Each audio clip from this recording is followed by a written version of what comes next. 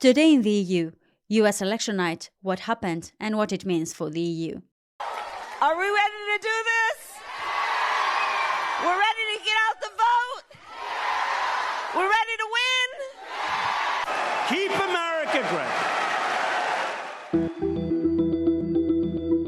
Last night, Americans headed to the polls to shape not only their own future, but also that of the rest of the world by voting for the next US president.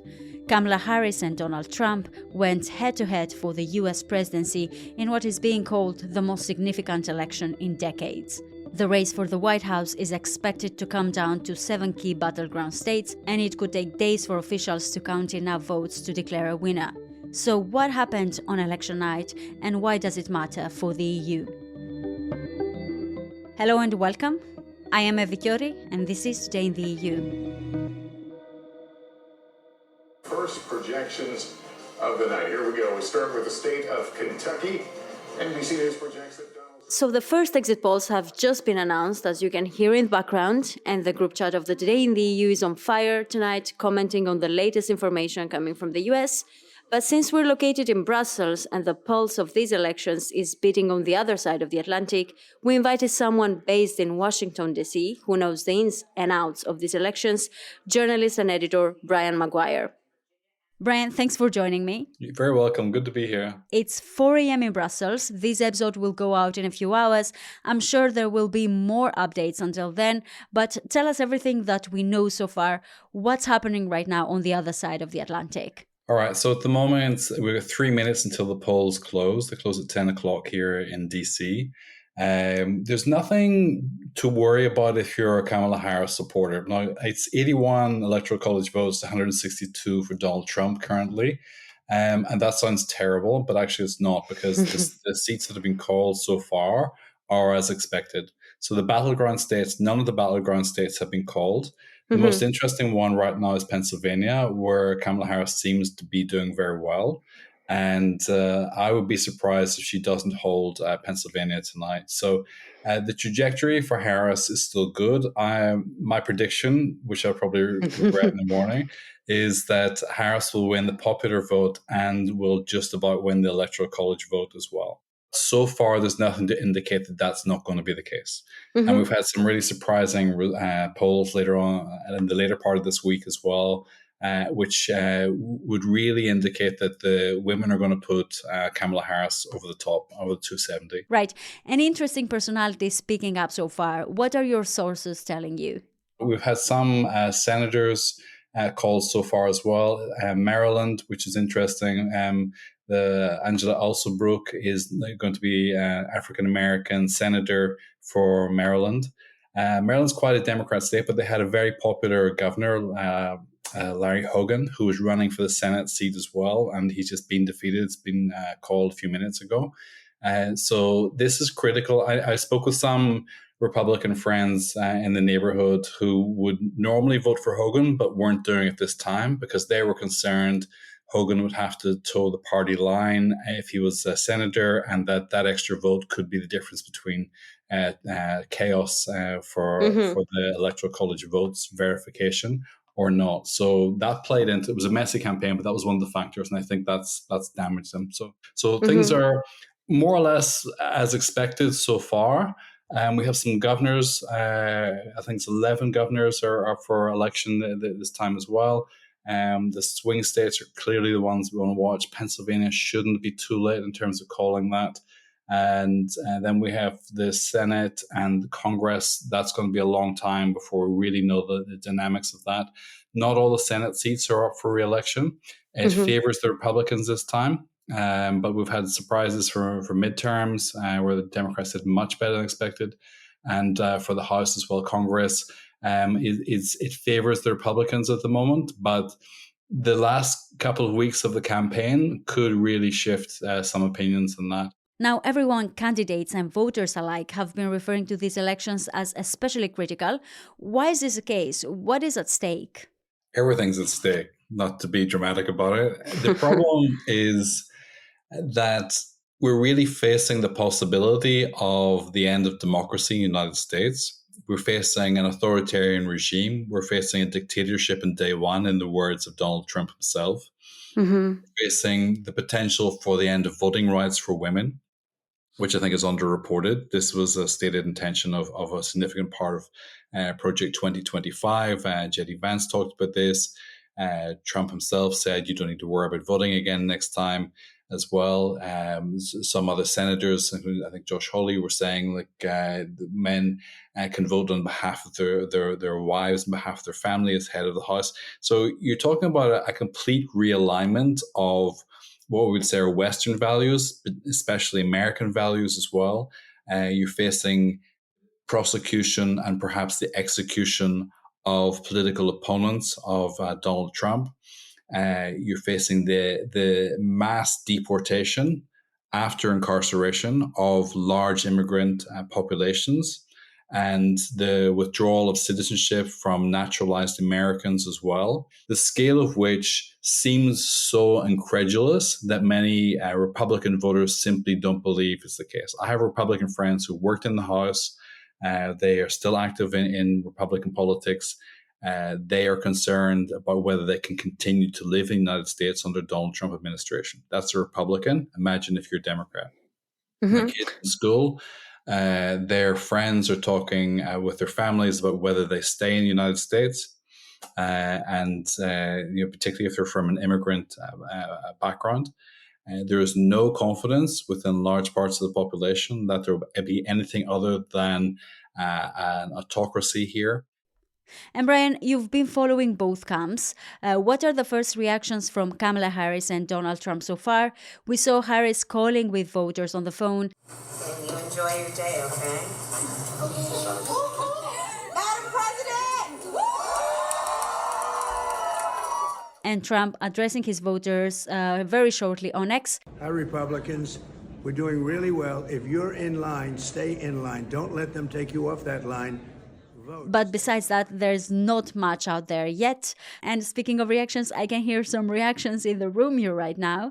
So what's happening? So just watching there's a shift in the results right now as well.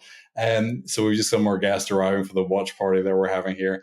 The reaction of the candidates, I haven't seen specifically from the candidates other than inside the teams in particular. Now, Harris is still optimistic. Their team's still optimistic, and Trump's team are not so optimistic. And that's been the pattern for this week.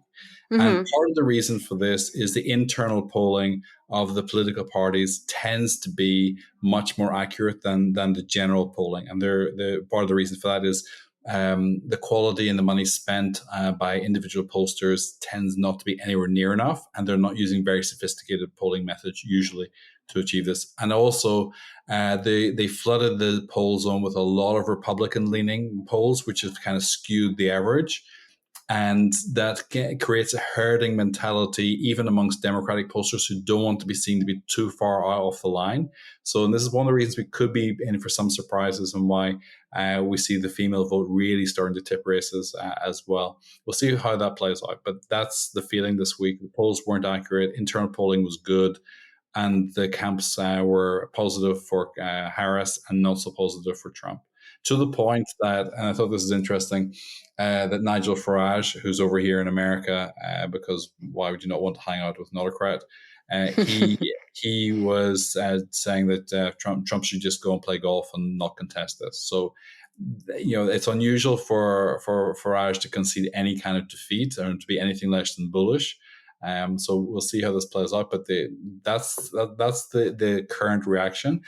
The commentators that you'll see all across the spectrum, nobody is saying there's anything substantial to really report in terms of dramatic outcomes yet. We're still, and I wouldn't say maybe it's in the next half hour or so, but probably another 3 hours before we really get a grip of what's happening and where this dynamic is going. One of the primary issues driving the presidential candidates' platforms is inflation. So how do Kamala Harris and Donald Trump differ on this core topic? Inflation is not such a sensitive topic in Europe, so it's not really paid attention to. Nobody in Europe is feeling what it is to pay for your food in America, and it is expensive. I can tell you it's expensive. I've been here 3 years now. We feel it, and lower income families are really crushed with this. And inflation is the single most significant impact on this election. And the problem with it is it cuts across traditional voting patterns in the United States. For example, traditionally, Democrats could largely count on black votes and from lower income families as well. But these are the people most pressed, and not just black families, white families as well, in lower income households who have seen inflation rise and wages not match that. Now, the broader dynamic of the economy is very strong. Biden-Harris created more jobs in this last 4 years than America's had in, I think, the last 40 years. They didn't just recover pre-COVID jobs, they added on to that substantially. And the interesting thing is the African-American community, the Black community here, they have, Black men in particular, are at their highest levels of employment ever. And you would think they would be celebrating that to some degree. But because inflation is really kicking their take-home pay, and they don't feel it. People just don't feel wealthier. You'll find wealthy Republicans in Pennsylvania, I can name some, who will vote Trump because they want their tax breaks. They don't care about all the other dynamics for reasons I think are morally dubious, but they simply want their tax cuts. And the other thing is house prices, which is, again, Europeans are not going to be so sensitive to. House prices, the affordability, particularly for younger generation, is just beyond the reach of many, many people. And this is still an issue I know from my own country in Ireland. This is a serious issue. It's not been addressed well. It's the same here. 35% increase in the last 4 years in some areas. That affordability for when your pay is almost stagnant and inflation is rising, you're taking home less money overall. So that's not true everywhere, but that's how people feel. And what other issues are high on the agenda for American citizens, and how are these shaping voter engagement? Abortion, of course, has, since Roe v. Wade was overturned, this is an issue which I think we're going to be looking at a lot in terms of post-election analysis to see how Republican moderate women voted for Kamala Harris on reproductive rights.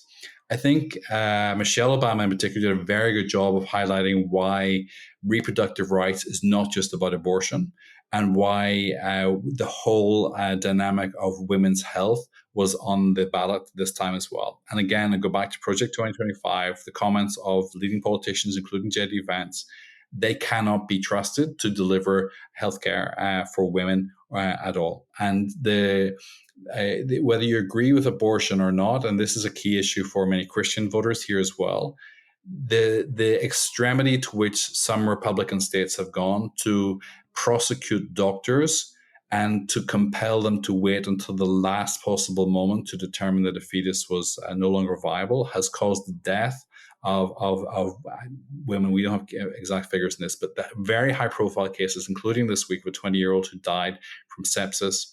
And this has also cut across to moderate voters who would generally oppose abortion, but don't want to see these extremes being imposed and to see that as a slippery slope for the future as well.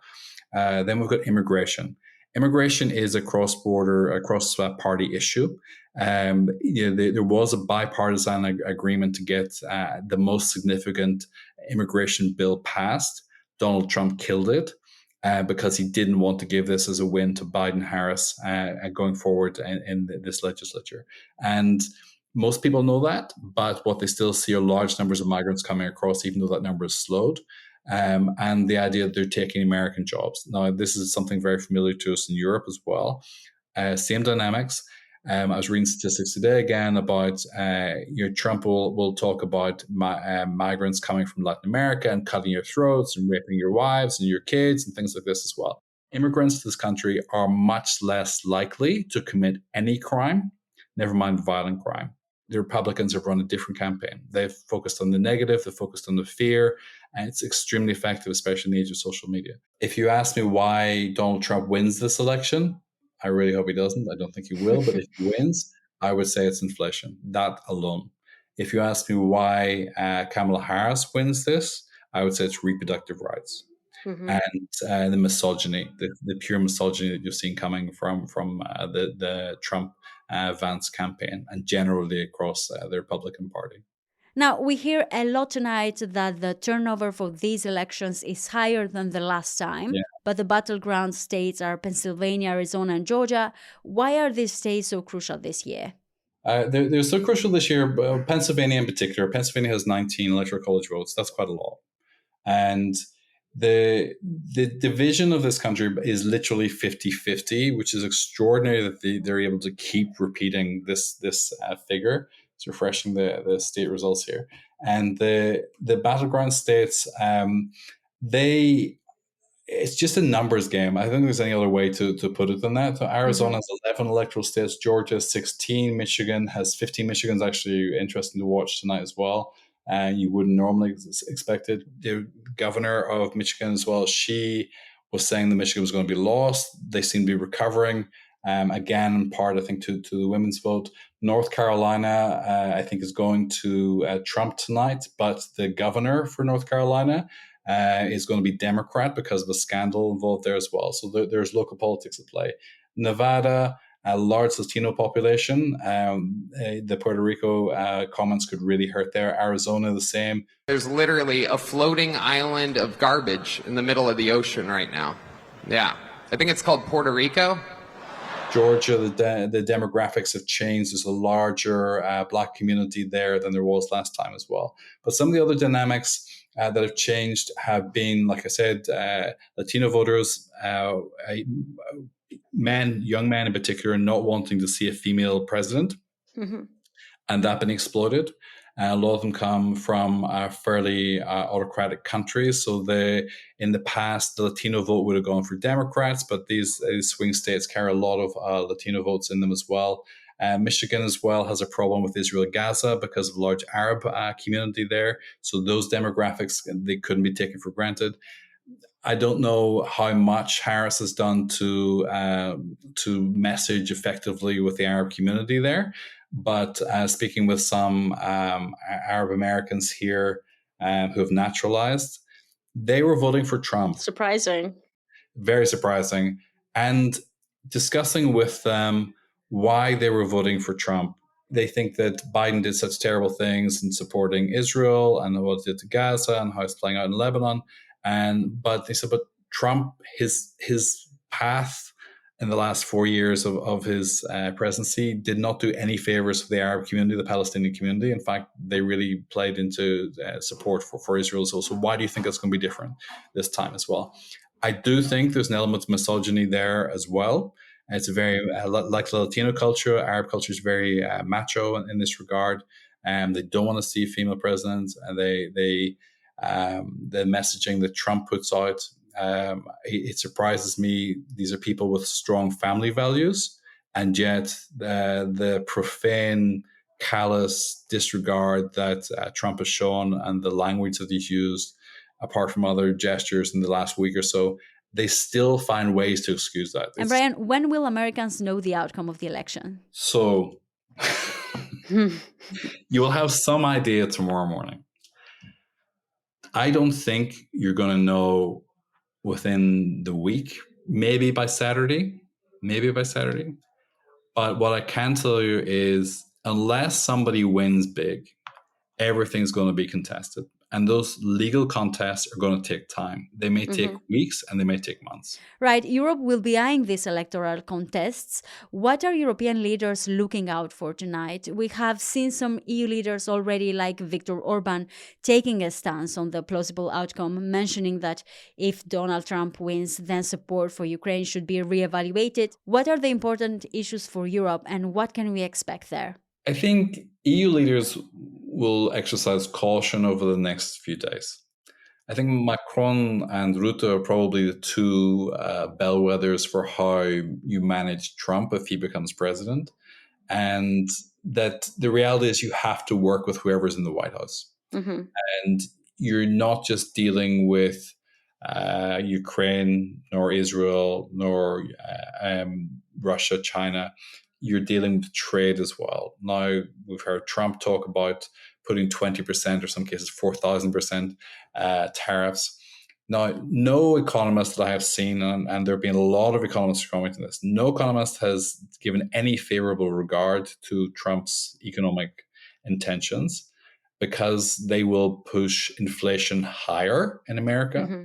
And those tariffs will cost the average American in terms of car payments, in terms of food payments, imported food and clothing, all these things. And so this is one of the problems European manufacturers are going to have, is if you have a Trump administration, you're going to see higher tariffs. And the key messaging from that was that we will tell you what's going to happen, and you will do as we instruct. And we saw this with how Trump handled Canada and Mexico in the previous administration as well. It's bully boy tactics, and this is one of the concerns that European leaders are going to have. First of all, NATO. Will NATO exist in 4 years' time if Trump is in the White House? I would say no. And the idea that he can be persuaded this time, because one of the dynamics that he had last time were the barricades of the institutions refusing to allow his chaos to permeate through into everyday life. So generals who would refuse to take orders in a circumspect way, where he wanted to send United States military into the streets, they would step aside from that. Where he wanted to execute people in America or overseas, they sidestep these requests. So the chaos will not be contained this time, because Trump will hollow out the administration. He will fire federal employees. He talked about a cull of 10,000 federal employees, and that's across all agencies, including environmental protection, FDA, drug regulation, food drug administration. So in climate, you can forget about climate policy. And so all these elements are going to concern Europe. They will not have a partner that they can work with. And Viktor Orban will not be able to work with Europe. Never mind. He's a small player. He does not bring anything of significance to the table. He's not an asset in any regard for the United States in this sense. The defense of Europe will be in peril. Our trade policy will be in tatters. Our technology policy, innovation, cooperation will be at the mercy of Silicon Valley with the support of a belligerent president. So I can continue the doom list, but I don't see how European leaders can work with this administration other than to limit damage, except perhaps with China. Thank you very much, Brian. You're very welcome. Our US election coverage doesn't stop here. We will continue with more, following closely the highly anticipated results. So stay tuned. I am Evi Kiorri, and this was Euractiv's Today in the EU. Thank you for listening, and until tomorrow morning.